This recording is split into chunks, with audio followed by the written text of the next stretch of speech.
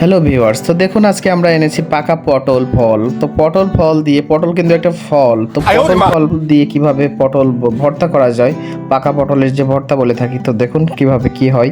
তো আমরা প্রথমে পটলটা তেলে ছেঁকে এবং সেটা একটু একটু করে আলতো আলতো করে ভেজে নিয়েছি। তো ভাজার পর সেটা একটু যাতে পুড়ে না যায় সেই ক্ষেত্রে একটু উল্টে দিচ্ছি এবং তারপর সেটিকে তুলে নিলাম। দেখুন কিভাবে আপনারা একটু দ্রুত কিন্তু তুলে নেবেন যাতে পুড়ে না যায়।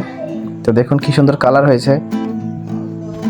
তারপরে আমরা পটলগুলো নিয়ে মশলাপাতি দেবো, দিয়ে সেখানে একসাথে করে মাখাবো, ভর্তা করব আর কি। কিছুটা তেল দিয়ে নিলাম, সরিষার তেল, এবং দেখুন কিভাবে হয়ে গেল চট করে পটল ভর্তা। তো দেখি একটু খেয়ে দেখি, আপনারা একটু হা করেন, দেখি খাওয়াই।